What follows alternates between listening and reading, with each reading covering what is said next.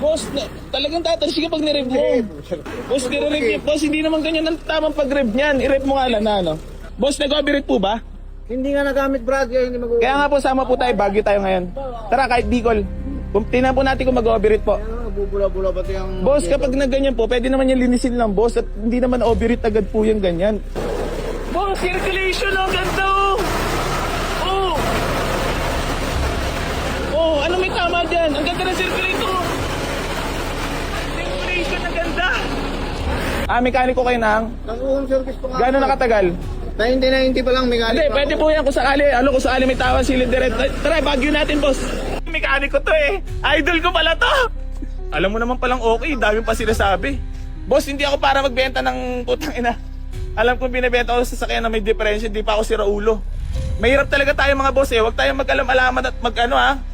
Usap-usapan ngayon sa social media ang viral video ng isang buy and seller ng sasakyan matapos nitong makipagdiskusyon sa isang matandang mekaniko na sinamahan ng customer na bumili ng unit. Sa viral video, makikita na sinusuri ng matandang mekaniko ang makina ng sasakyan habang nakabukas ang radiator cap. Ayon sa mekaniko, may indikasyon umano na may tama ang cylinder head dahil kapag nire-rev ang makina, bumubulwak pa itaas ang tubig at bumubula pa. Para sa mga nakakaalam sa sasakyan, isa raw ito sa mga posibleng senyales ng pressure sa cooling system na maaaring dulot ng sira sa cylinder head gasket o cylinder head mismo. Pero mariing itinanggi ito ng seller. Paulit-ulit nitong sinasabi na maayos ang sasakyan at maganda raw ang circulation ng tubig.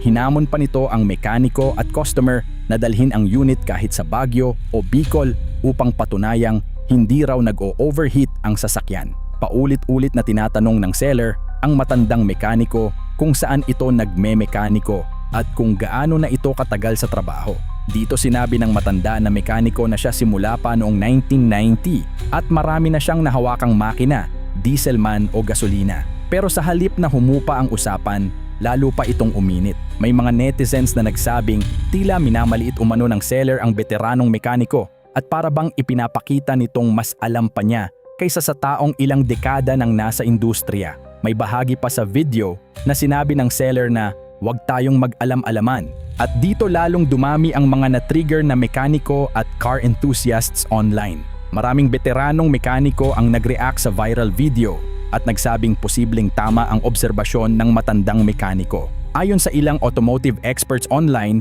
hindi raw normal na bumubulwak pa itaas ang tubig habang nire-rev ang makina lalo na kung may kasama pang bula o pressure. May ilan ding nagsabi na kahit hindi pa nag-o-overheat ang sasakyan, posible pa rin umanong may simula ng problema sa cylinder head or head gasket. Paliwanag pa ng iba, may mga kaso raw talaga na hindi agad nag-o-overheat ang sasakyan pero may pressure na sa cooling system at habang ginagamit ang unit, doon na lang lumalala ang problema.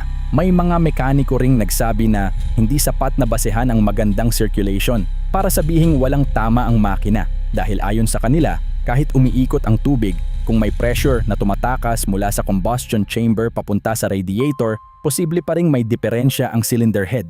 Bukod sa technical issue, marami rin ang pumuna sa umano'y kawalan ng respeto sa matandang mekaniko. Ayon sa netizens, hindi porke seller ka, mas alam mo na agad kaysa veteranong mekaniko. Respeto sana sa matanda at sa experience. At the end of the day, customer ang kawawa kapag mali ang assessment. May iba ring nagsabi na hindi biro ang perang inilalabas ng buyer para sa sasakyan. Kaya normal lang na magsama ito ng sariling mekaniko upang siguraduhin ang kondisyon ng unit. Sa panahon ngayon na mahal ang pyesa at labor, maraming netizens ang nagsasabing mas mabuting maging sobrang maingat kaysa magsisi sa huli. Samantala, may ilan namang nagtanggol din sa seller. Ayon sa kanila, posible raw na defensive lamang ito dahil sigurado siyang maayos ang unit at ayaw niyang masira agad ang reputasyon niya bilang seller. Pero kahit ganun, marami pa rin ang nagsasabing sana raw ay naging mas mahinahon ang usapan at hindi na nauwi sa tila pagmamaliit sa kakayahan ng isang veteranong mekaniko. Hindi po, sinasabi ko lang po sa inyo kasi matagal na ako, boss. Ito kahit i-vlog natin, i-videoan natin na wala pong tama yan. Boss, circulation of...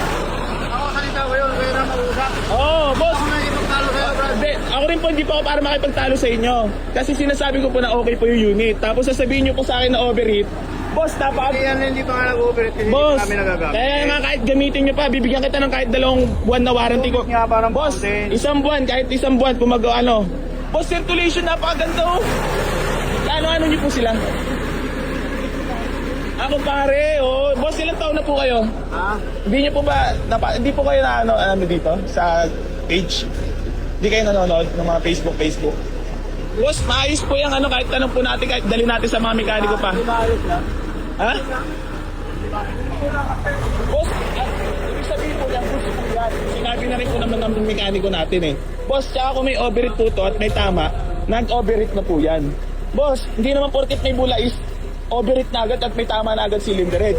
Boss, boss, ito 2,000 pa to. Pag pinalinis mo at mga kalakalawang niyan, mawawala yan pag pinalinis. Pero boss, yung ganyan, napakaganda ng circulate, ibig sabihin, gusto yung sakyan natin. Boss, naka-video tayo. Ito, para lang din transparent. So ngayon, hayaan natin yung mga tao mag-comment kung ano masasabi nila, boss. Kasi nag-circulate naman na maayos eh. Boss, circulation ko na maayos. Ay, tama na! Nagsasalita ako eh. Mekaniko to eh. Idol ko pala to. Boss, idol nga. Hindi, idol kita boss. Kasi yung sinabi mong may tama sila Ako yung... marami na ako na overhaul ng makina. Ay, oh. Ilang years na po yung Ayun. mekaniko, boss? 1990 pa lang nagagawa na ako. Ano po ba pag may tama cylinder head, boss? Kapag in-overhaul ko ang makina at Oo. ginirib ko ng gano'n, Oo. yun lang okay. Hindi Oh, boss, nagsisirculate naman po ng maayos eh. Nagsisirculate nga siya. Oo. Ibig sabihin, may pressure eh. May Boss, pressure. kahit magpunta tayo saan, kahit kanina tayo magtanong, boss, okay yung unit, boss. Kahit Okay nga yun. kahit i-post May natin. pressure. Boss, may kahit- pressure yung makina, brad. Boss, nagsisirculate nga ng maayos yung tubig eh. Iba ang circulate ng tubig na magandang circulate. Boss, nagsisirculate nga eh. Circulate kasi pero Ay, gano'n na kayo katagal, boss, may mekaniko? ulit-ulit ka naman. 1990 pa lang mekaniko na ako eh. Ano po yung mga ginagawa niyo, boss? Boss, Marami na nga akong ginawa. Huwag kayong magalit, boss, kasi Hindi ako nagtatanong lang magagalit. ako. Nagtatanong lang din naman ako. Hindi ako nagagalit. Ibig sabihin pa ulit. Kanina pa Hindi, sinasabi. kailangan ko lang din sabihin, magtanong sa'yo, boss, kasi syempre, gusto ko malaman kung mekaniko ka talaga ng malupitons, di ba? O kung hindi ko malupit na mekaniko ka naman, boss, na masasabi mo, Mahirap dali. kasi magyabang. Di boss, ganun na nga eh. Mahirap nga magyabang. Yun ang mahirap magyabang, boss, talaga. Boss, mahirap magyabang talaga nang walang alam. Ang atin dyan, subukan na lang sa trabaho. Oo, boss. Huwag magyabang. Hindi, gusto mo, boss, pagawa ko sa'yo, boss, kung may tama. Sa'yo ko na rin papagawa. Hindi na. Ha? Hindi ako magagawa. Hindi, kung talaga may tama, boss, pagawa natin. Tapos Hindi dalhin na ako natin, magagawa. dalhin natin sa ibang mekaniko din. Para mahatulan kung ano talaga yung issue. Wala ko sa iba. Ha? Ako hindi. Tara, boss, dalhin natin. O kaya Baguio tayo, Bicol.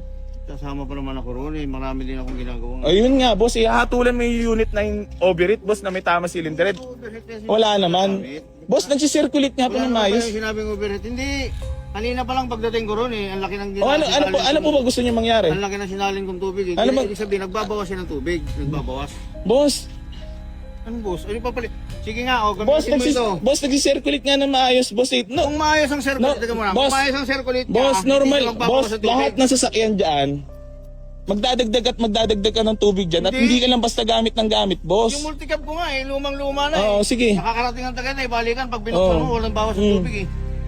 Kaano niya po ba kayo? Samantalang yan, oh. Kasama po ba kayo dito? Kasama ba siya dito nung binili yan? Oo po, oo. Ay kung kasama ko, hindi ko pinabayaran. Oo nga, Kanya boss, yan. kahit nga i-Baguio natin, Bicol natin, tara Hindi ngayon. na, huwag ka nang- Oo, boss, okay naman yung unit, boss eh. Okay nga yung unit mo, walang Oo. problema. May problema lang, yung makina mo may Ah! pressure. Boss, huwag mo hatulan ng may pressure yung kahit dali natin, tara, dali natin to, i-vlog natin sa ibang mekaniko. Huwag mo na ako isama kasi kaya Bakit? lang sila Oh, sinamahan. ano? Nakiusap lang na samahan ko sila dito. Oo, Ngayon, tapos? pagbalik ko doon, kaya Gusto mo kung may ano, boss, hindi Kaya pa... nga, teka muna, kaya nga nakamotor ako. Huwag mo kasi ko sigawan, gusto ko- boss. Huwag mo ko sigawan. Teka muna kasi hindi mo ko maintindihan eh. Boss, ikaw Kaya na, nga boss, nakamotor ako, kasi iniintindi mo lang, babalik ako. iniintindi mo lang kasi sarili mo, boss eh. Hindi. Boss, sarili mo na iniintindi mo. Boss, okay naman yung unit. So ngayon, oh, di ba? Alam mo naman palang okay, dami pa sinasabi. Boss, hindi ako para magbenta ng putang ina. Alam kong binibenta ko sa sasakyan na may diferensya, hindi pa ako si Raulo. Mahirap talaga tayo mga boss eh. Huwag tayong mag-alam-alaman at mag-ano ha. Ako, hindi ako magaling, hindi ako mahusay. Pero yung unit na inahatulan ni bossing na may tama cylinder head, boss. Lan, kita mo naman circulation, di ba? Hindi, for transparency nila tayo mga boss. Yung mekaniko na sinama nila dito ngayon, eh hindi nila kasama dito nung binili. Ngayon, naggaganyan-ganyan. So ngayon, sinasabi ko naman, tinatanong ko naman sila kung may overheat. Wala naman daw. Dar, napakaganda ng circulate. Boss, yung mekaniko naman kasi, putik. Mamaro naman eh. Sa huli, naging malaking paalala ang viral video na ito sa maraming Pilipino. Kapag bibili ng second-hand na sasakyan, huwag mahihiyang magsama ng trusted mechanic. At para naman sa mga seller at mekaniko, mas magandang pairalin ang respeto at professionalism, lalo na kapag may hindi pagkakaunawaan tungkol sa kondisyon ng isang unit. Dahil sa mundo ng sasakyan, hindi lang basta benta at salita ang nakataya rito, kundi tiwala, kaligtasan, at perang pinaghirapan ng tao. Ano sa tingin ninyo mga kababayan? Tama ba ang obserbasyon ng veteranong mekaniko? O tama rin ang seller na nagsasabing normal lang ang ganong circulation?